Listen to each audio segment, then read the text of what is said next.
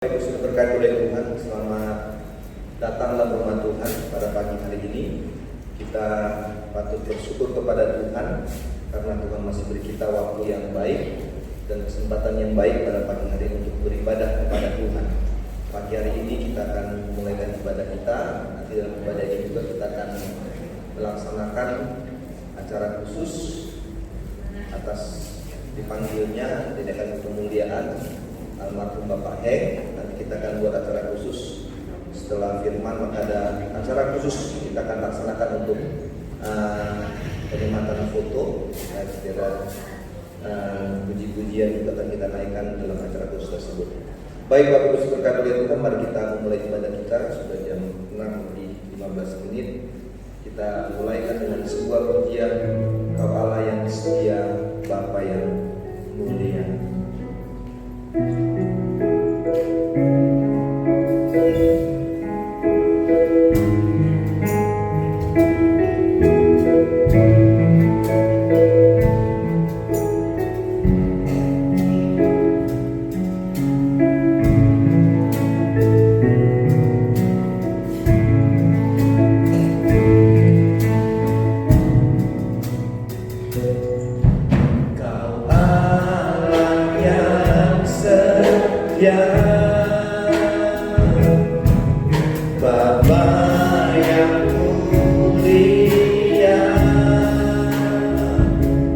Kasih-Mu besar.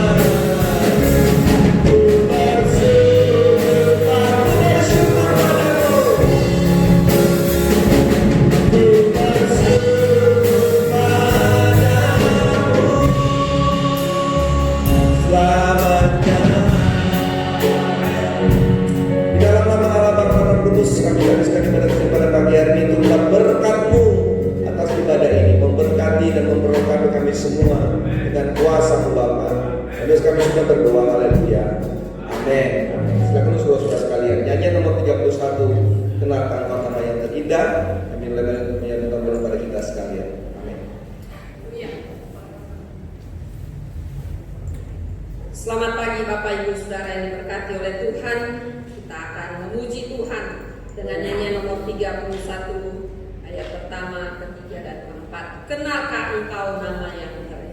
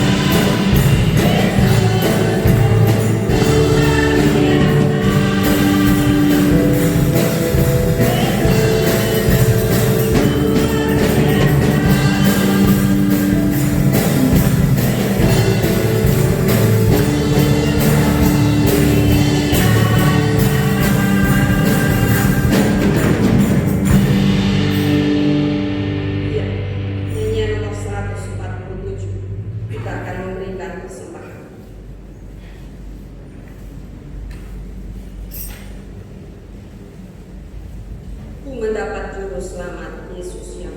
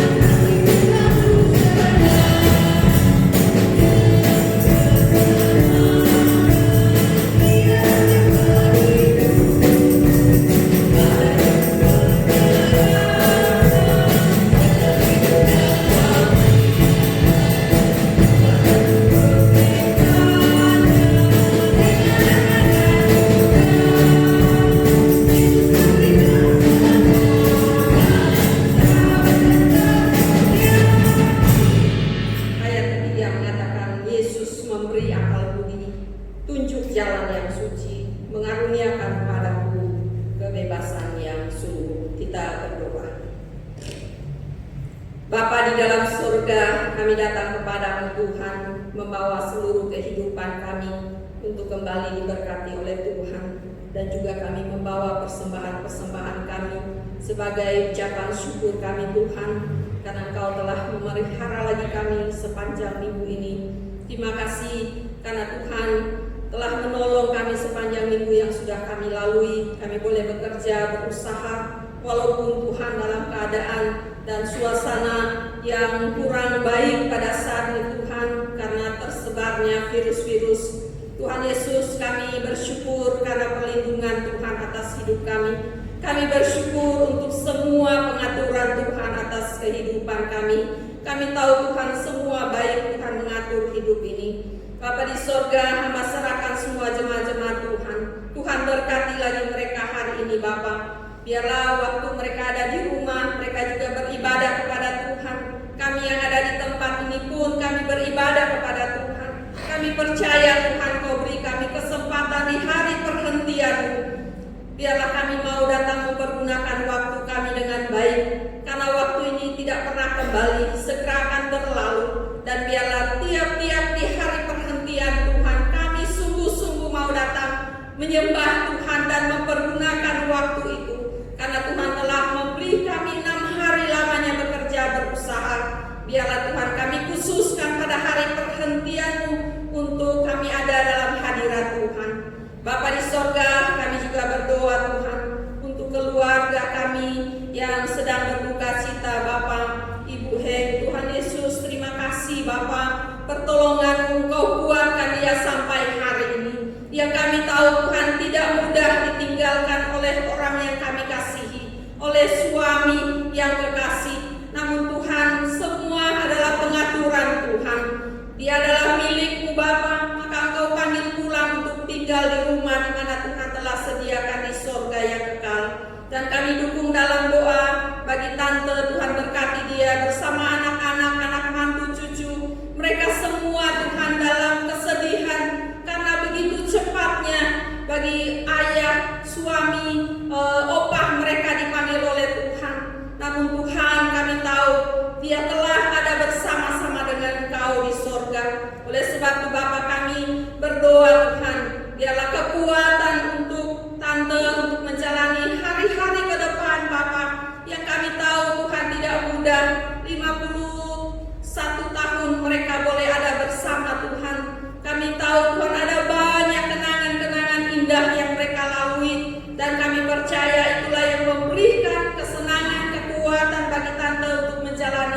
hari ke depan.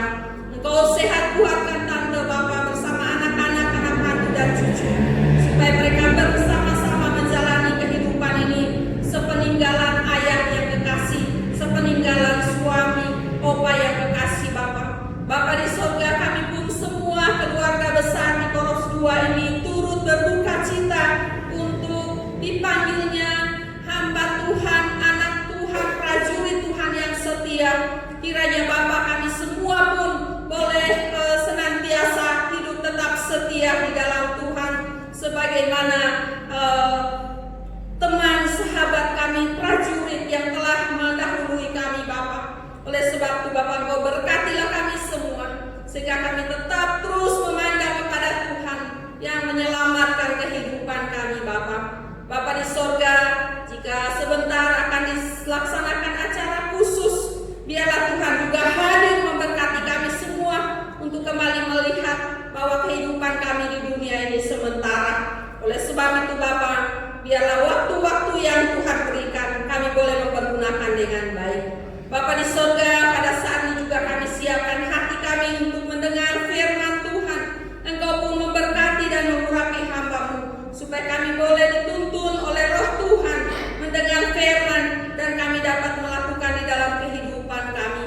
Jika ada kuasa-kuasa merampas berkat firman Allah, kami tolak, kami hancurkan di dalam nama Yesus. Biarlah kuasa Tuhan yang bertata dalam hati kami, dan biarlah tempat ini dikuduskan oleh Tuhan, dan kami semua mengalami akan kesehatan, kekuatan setelah kami kembali dari tempat ini. Terpujilah Kau Bapa, di dalam nama Yesus kami berdoa. Amin.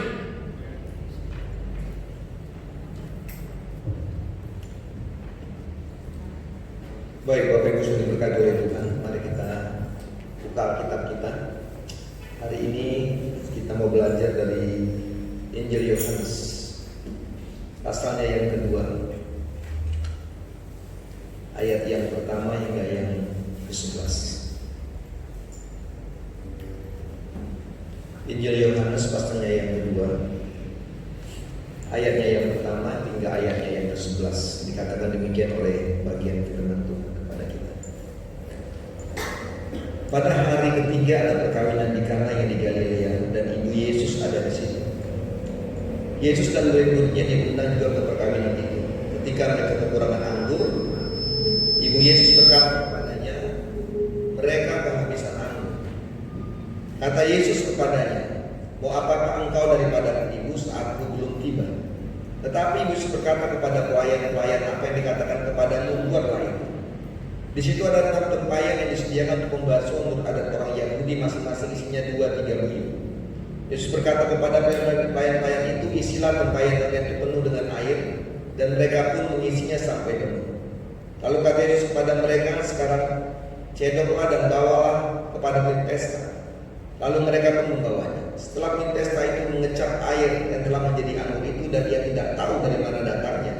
Tetapi pelayan-pelayan yang mencedok air itu mengetahuinya. Ia memanggil mempelai laki-laki dan berkata kepadanya, setiap orang menghidangkan anggur yang baik dahulu, dan sesudah orang puas minum, barulah yang kurang baik.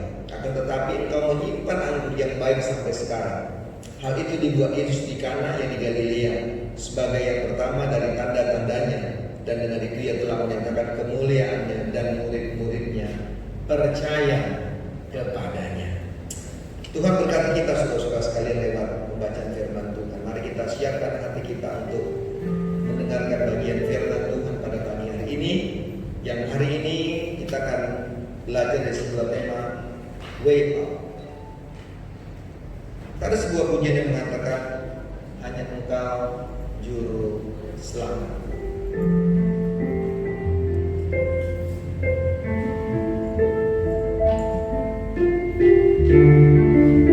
Kiranya pujian ini memberkati kita bahwa dalam situasi apapun selalu terjaga ada kekuatan-kekuatan besar yang Tuhan beri bagi kita sebagai orang yang percaya kepada Tuhan. Hanya Engkau juru selamat. Katakan sama-sama. Hanya Engkau juru selamatku.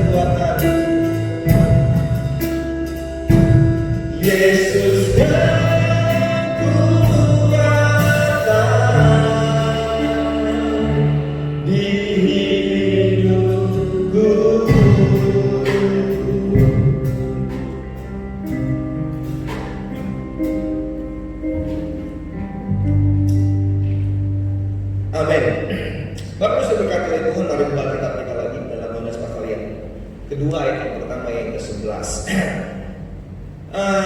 Kita tahu bahwa perikop ini berbicara tentang sebuah perkawinan di Kana. Nah, Bapak Ibu sudah diberkati oleh Tuhan. Kita tahu bahwa mukjizat ini terjadi di sebuah tempat yang bernama Kana. Kana adalah sebuah kota dalam sebuah provinsi di sebuah tempat yang bernama Galilea. Kalau kita bicara Kana, saudara-saudara sekalian, maka daerah Kana atau kota Kana ini terletak kira-kira sekitar 8 mil dari utara Nazaret dan kira-kira berjarak sekitar 17 mil dari sebuah tempat yang bernama Kapernaum. Nah, saudara-saudara diberkati oleh Tuhan, cerita tentang perkawinan di Kana sebenarnya selalu peristiwa yang cukup menarik untuk diperbincangkan. Peristiwa perkawinan di Kana adalah sebuah kisah yang menarik untuk direnungkan. Mengapa menarik, saudara-saudara sekalian? Karena waktu kita membaca kisah ini, saudara-saudaraku, maka peristiwa yang terjadi bagaimana ada sebuah acara yang cukup menarik, sebuah pelaksanaan acara perkawinan, saudara-saudara sekalian. Tetapi yang menjadi sebuah cerita yang menarik adalah bahwa pada waktu pesta perkawinan terjadi, saudara-saudara sekalian, maka cerita itu, kisah itu mengungkapkan tentang ada sebuah masalah yang terjadi, saudara-saudara sekalian, masalah persoalan yang harus dengan segera cepat dapat diselesaikan. Kita tahu, saudara-saudaraku, bahwa masalah yang terjadi adalah bahwa persoalan yang terjadi adalah tuan pesta atau tuan rumah, kita katakan kepada kita, mereka dikatakan kehabisan yang namanya anggur. Kehabisan anggur untuk para tamu undangannya. Nah, kenapa dia menjadi kami, saudara-saudara sekalian? Karena dalam tradisi Yahudi, kalau kita bilang tradisi Yahudi, maka anggur itu, saudara-saudaraku, merupakan memainkan peranan yang penting dalam sebuah cara perkawinan. Orang Yahudi kalau sedang berkawin pada zaman dahulu kala, saudara-saudaraku, sampai hari ini juga, maka orang-orang Yahudi itu kalau buat pesta perkawinan itu harus ada anggur. Dan anggur itu menjadi sebuah simbol bahwa mereka adalah orang yang sangat luar biasa dalam membuat sebuah pesta perkawinan. Dan tidak hanya saudara-saudara hal seperti itu, tapi juga orang Yahudi ini memiliki kebiasaan menggelar pesta perkawinan itu besar-besaran, ya, besar-besaran dan mengundang banyak orang untuk hadir. Bahkan acara pesta perkawinan itu bisa dilakukan berhari-lamanya. Kisah ini terjadi, saudara-saudaraku, pesta itu terjadi sekitar 6 hari 7 hari lamanya, saudara-saudara sekalian. Jadi, saudara-saudaraku, kita bisa bayangkan bagaimana stok 7 hari dengan tiba-tiba, saudara-saudaraku, belum sampai pada hari terakhir itu sudah habis. Dan itu akan membuat sesuatu yang sangat memalukan bagi tuan pesta. Dan kita percaya, saudara-saudara sekalian, bahwa tuan pesta tidak mengingini hal itu terjadi, saudara-saudara sekalian. Dia tidak mengingini bahwa gelar perkawinan di pesta perkawinan digelar itu, saudara-saudaraku, berakhir dengan sebuah kegagalan. Tetapi, saudara-saudaraku, itu sedang terjadi bahwa ada sebuah persoalan yang berat yang dihadapi oleh tuan pesta tersebut. Nah, apa yang kita pelajari, saudara-saudara sekalian? Saya juga melihat dari bacaan ini, saudara-saudara, dari firman Tuhan dalam Yohanes pasal yang kedua ayat yang pertama hingga yang ke-11, kita mau belajar kebenaran firman Tuhan bahwa tidak ada masalah, tidak ada persoalan yang berat dalam hidup ini. Kita belajar dari pesta perkawinan di Kana ini, saudara-saudara sekalian, bahwa tidak ada masalah yang buruk. Kita belajar dari pesta perkawinan di Kana ini, saudara-saudara, tidak ada masalah tanpa solusi. Kita belajar dari pesta perkawinan ini, saudara-saudara, tidak ada masalah yang tidak mengalami jalan keluar. Dan setiap masalah pasti ada yang namanya way out-nya, pasti jalan keluarnya. Tetapi yang menarik adalah bahwa bagaimana kita bisa mengalami jalan keluar, bagaimana kita bisa mengalami solusi, bagaimana kita bisa mengalami kemenangan pada waktu kita diperhadapkan dengan sebuah persoalan. Kita belajar dari firman Tuhan. Yang pertama, saudara-saudara sekalian, apa yang terjadi dalam persoalan itu yang dapat kita petik dalam hidup kita, bahwa setiap persoalan tidak ada yang buntu. Setiap persoalan pasti punya jalan keluar. Pada waktu saudara dan saya melakukan beberapa hal. Yang pertama, ayat yang kedua dibilang ini, Yesus dan murid-muridnya diundang juga ke perkawinan itu. Nah, yang pertama, saudara-saudara berkata itu kan bagaimana kita bisa mengalami yang namanya solusi, mengalami yang namanya kemenangan, yang mengalami mujizat dalam menghadapi sebuah persoalan. Yang pertama kita mendengar firman Tuhan adalah menghadirkan Yesus untuk selalu terlibat dalam kehidupan kita. Peristiwa pesta di Kana ini, saudara-saudaraku, adalah sebuah pesta yang sangat menarik. Kalau kita baca dalam kisah ini, saudara-saudaraku, tidak hanya Yesus yang diundang, tetapi juga kita bilang bahwa dalam pesta perkawinan itu ada ibu Yesus yang ada. Artinya kita bisa bayangkan bahwa mungkin yang membuat acara pesta adalah keluarganya Maria, keluarganya ibu Yesus. Sehingga saudara-saudaraku,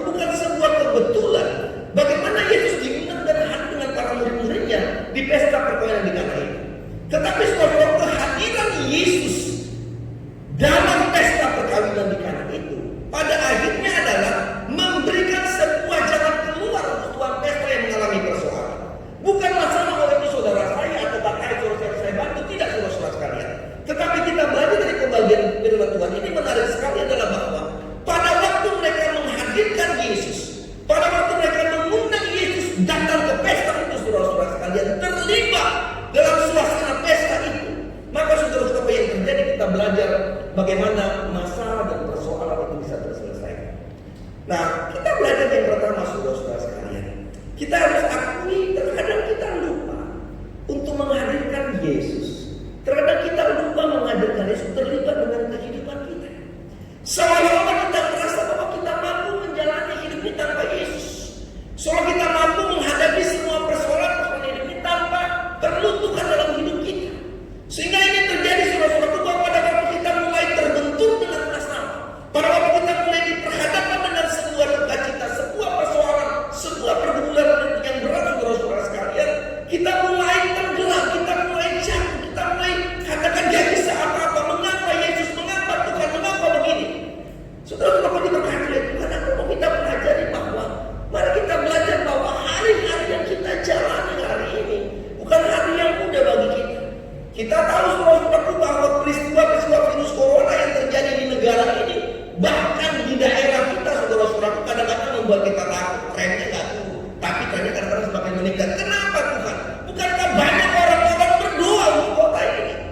Tetapi yang penting mari kita belajar hari ini bahwa dalam setiap apapun dalam kehidupan kita, mari selalu melibatkan Tuhan. Hadirkan Tuhan dalam kehidupan kita sehingga apa yang terjadi. Kita belajar pada bagian ayat firman Tuhan ini. Apa yang terjadi saudara-saudara sekalian? Kita akan melihat bahwa ada kemenangan, ada mujizat, ada kekuatan-kekuatan iman yang Tuhan siap berikan bagi kita. Saudara-saudaraku diberkati oleh Tuhan. Dalam Injil Matius pasal yang ke-11 ayat 28 dikatakan demikian. Yesus bilang, marilah kepadaku yang letih lesu dan berbeban berat, aku akan memberikan kelegaan kepadamu. Saudara-saudaraku, ayat ini menjadi ayat yang benar. Kenapa menjadi menarik saudara-saudara? Karena ayat ini memberikan sebuah kesan dan pesan penting kepada kita bahwa Yesus menawarkan dirinya supaya saudara dan saya melibatkan dia dalam hidup kita. Sehingga pada waktu kita katakan, Firman Tuhan katakan, marilah kepadaku semua yang letih lesu dan berat. Atau saya mau kasih kata itu bahwa marilah kepadaku semua yang punya persoalan, semua yang punya pergumulan, semua yang punya tantangan. Kenapa aku datang kepada Tuhan? Kenapa aku melibatkan Tuhan? Karena Tuhan akan memberikan kelegaan kepada. Bicara kelegaan, ketenangan jiwa. Bicara kelegaan, damai sejahtera. Bicara kelegaan, sebuah mujizat yang Tuhan siapkan bagi kita. Peristiwa di Kana terjadi mujizat dengan luar biasa karena Yesus hadir dalam pesta itu. Saya nggak tahu beban hidupmu hari ini apa, tapi saya mau katakan tidak ada masalah yang buntu, tidak ada persoalan yang tidak mengalami solusi. Tapi yang penting yang pertama lakukanlah, hadirkan Yesus selalu terlibat dalam kehidupan rumah tangga. Banyak rumah tangga dalam bercekcok, banyak rumah tangga dalam persoalan, banyak rumah tangga akan kawin cerai. Kenapa surat terjadi? Karena tidak melibatkan Yesus dalam rumah tangga. Banyak anak-anak muda hidup dengan narkoba, banyak anak-anak muda hidup dengan seks bebas, banyak anak-anak muda hidup dengan minum-minuman keras. Kenapa terjadi? Karena tidak melibatkan Yesus dalam kehidupan. Hari kita belajar yang pertama, kalau kau ingin terima mujizat, kalau kau ingin terima kemenangan, kau terima yang damai sejahtera. Tuhan katakan atas pasal 28, hadirkan Tuhan, libatkan Tuhan, bukan sebagai tamu, tapi tinggal dalam hidupmu. Maka akan melihat apa yang disebut dengan sebuah kelegaan atau sebuah kemenangan dan mujizat yang Tuhan siap berikan bagi kehidupan. Yang kedua, saudara-saudara, ayat ketiga. Ketika mereka kekurangan anggur, Ibu Yesus berkata kepadanya, mereka kehabisan anggur. Yang ketiga, yang kedua, saudara-saudara, bagaimana persoalan bisa membawa kita kepada sebuah jalan keluar? Bagaimana persoalan membawa kita kepada sebuah solusi? Apa harus kita lakukan? Yang kedua adalah menyampaikan atau memperkatakan persoalan-persoalan yang kita hadapi kepada Tuhan. Suruh belajar ayat yang ketiga. Pada waktu kehabisan anggur, saudara-saudara sekalian, semua sudah habis, semua sudah bingung. Tapi menarik saudara-saudara sekalian, ayat ketiga dikatakan, ketika mereka kekurangan anggur, maka apa yang dilakukan oleh Maria ibu Yesus? Dia katakan kepada Yesus, mereka kehabisan anggur. Saudara-saudaraku, Maria nggak sih mulai kata pada kaya kenapa anggurnya habis? Jangan sama Tuhan, katakan gimana stok anggurmu kok sedikit? Berapa yang kamu undang?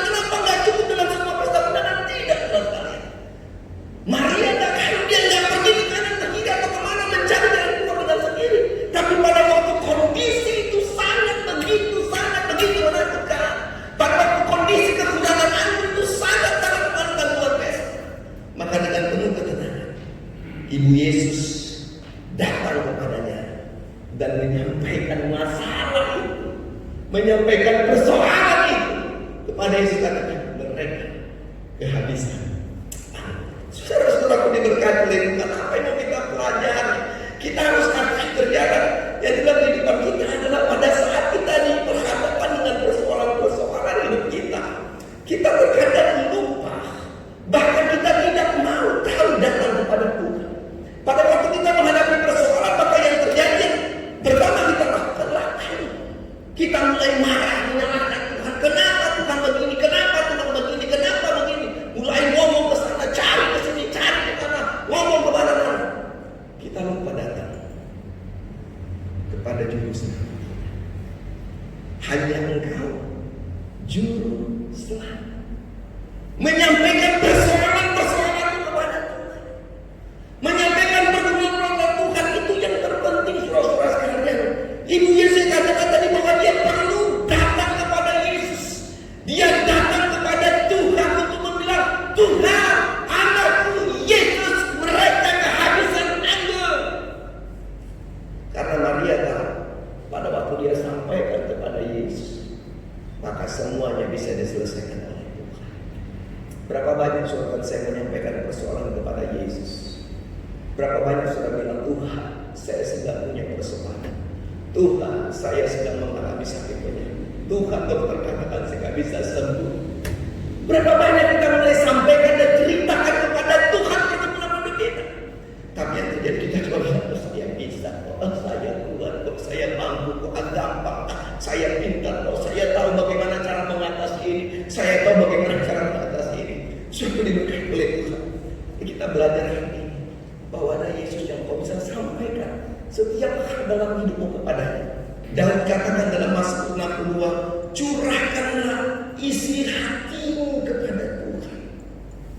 Karena pada waktu kita menyampaikan persoalan kita hadapi kepada Tuhan, maka disitulah ada kemenangan yang Tuhan siap berikan kepada kita. Kadang-kadang kita mulai dibutakan dengan persoalan.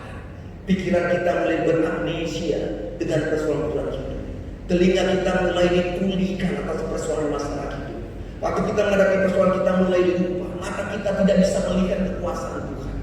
Tapi hari kita mau belajar saudara-saudara, pada waktu kau sudah diperhadapkan dengan beban yang berat, dengan situasi yang berat, ketakutan yang berat, sampaikanlah kepada Tuhan. Dan itu yang terpenting lewat doa-doa kita.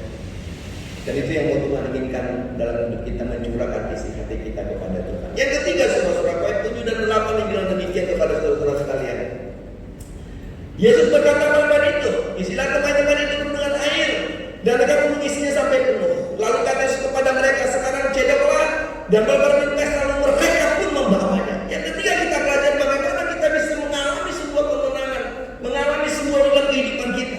Yang ketiga kita belajar untuk mendengar dan melakukan firman Tuhan. Saudara diberkati oleh Tuhan. Ketaatan pada perintah Tuhan, saya mau katakan, itu membuat kita dapat mengalami sebuah mujizat daripada Tuhan. Saudara perhatikan ayat itu. Ayat 7 dibilang ini. Yesus berkata kepada pelayan itu, isilah tempayan-tempayan itu penuh dengan air. Perhatikan, ini perintah Tuhan yang pertama.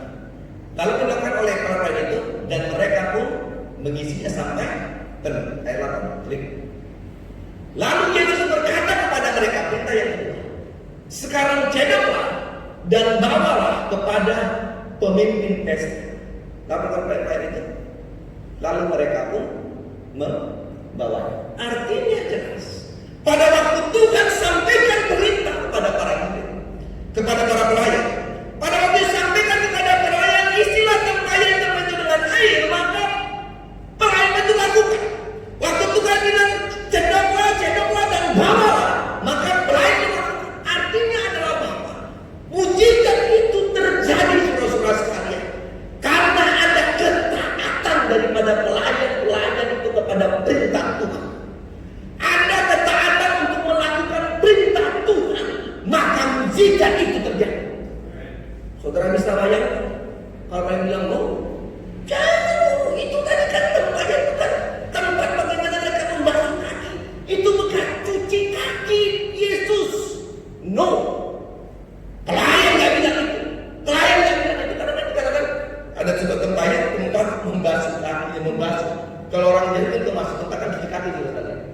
hanya 2-3 bunyi. Enggak, kan lebih kotor dong, jijik dong Yesus. Itu kan bekas kaki. Nah, tapi Alkitab bilang, isi tempat itu, isi, bawa, cendol, lakukan, dan mujizat terjadi. Saudara berkata, saya katakan kepada kita hari ini bahwa saudara bilang Tuhan saya sudah berdoa, saya sudah gereja, is okay. Kenapa ada tadi pertanyaan sederhana? Sudahkah kau lakukan perintah Tuhan? Dan itu yang Tuhan mau dalam kita. Saudara bisa bayangkan bagaimana terjadi mujizat. Tempayan-tempayan itu penuh. Yang pertama hanya 2-3 buyung dan kaki waktu, dan 6 tempayan itu semua penuh. Tempayan itu besar. Satu tempayan itu saudara-saudaraku, isinya itu 100 liter. Jadi 6 tempayan itu 600 liter anggur yang terbaik terjadi. Dari sesuatu yang sudah mau habis terjadi menjadi 600 liter. Karena apa terjadi? Mujizat ada. Kenapa terjadi? Ada ketaatan untuk melakukan perintah Tuhan. Ini harus terjadi. Coba lihat satu contoh yang sebelum saya katakan nanti. Lukas 5. Lukas 5 ayat 5 dan 6. Saya mau wakil untuk melihat bagian ini saudara-saudara sekalian.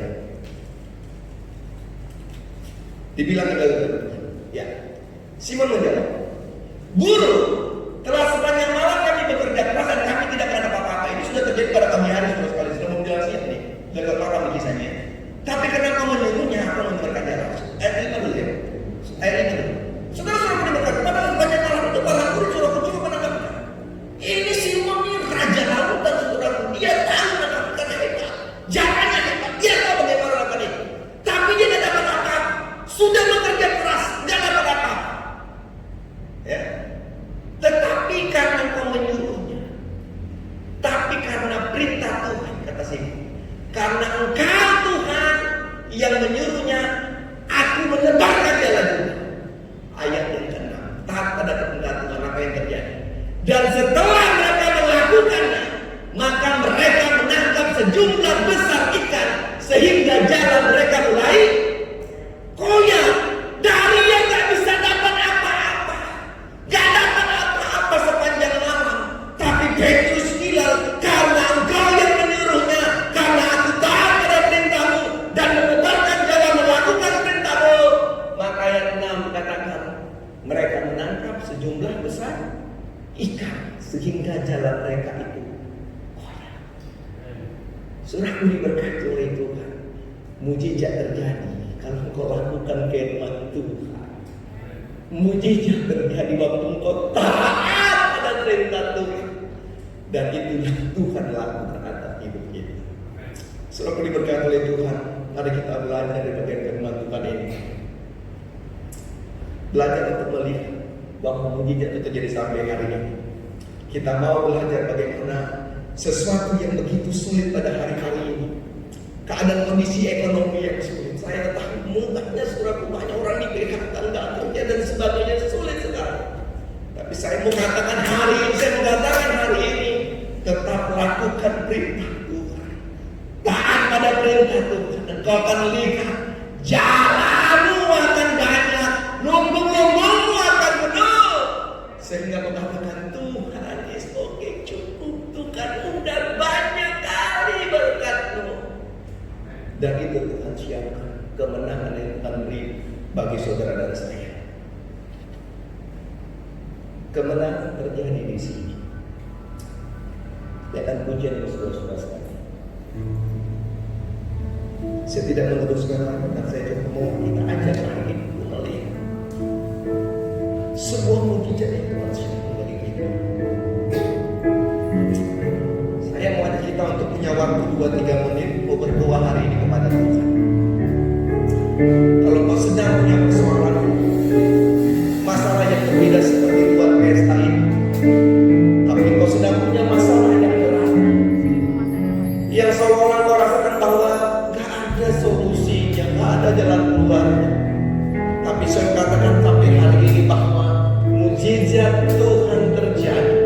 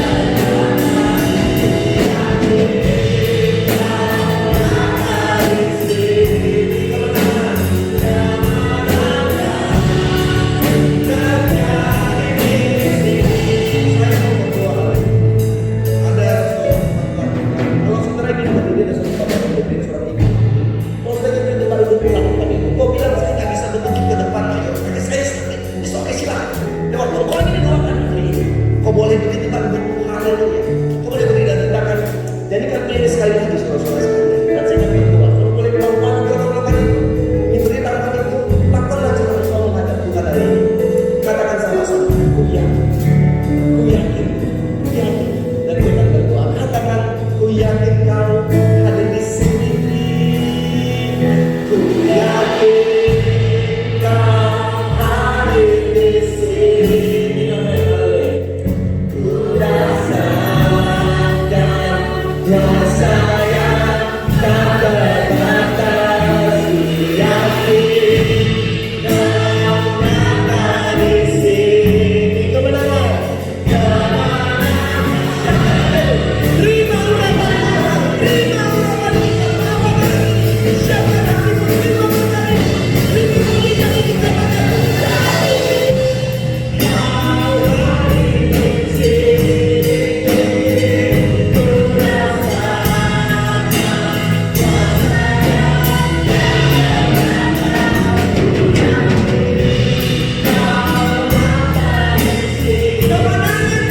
berikan. Ku yakin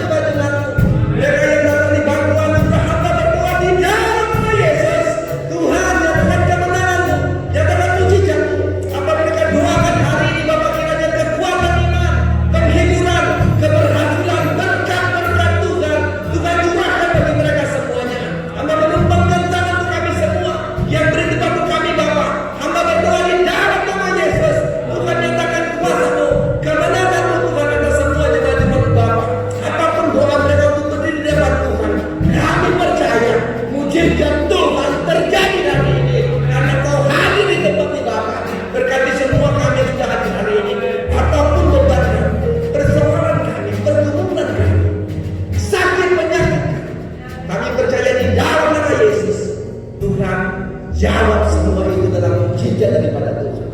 Terpuji masuk dengan doa. Bila sekarang saudara bersyukur, haleluya, haleluya. Amin. Amin. Beri kemuliaan bagi nama Tuhan. Haleluya.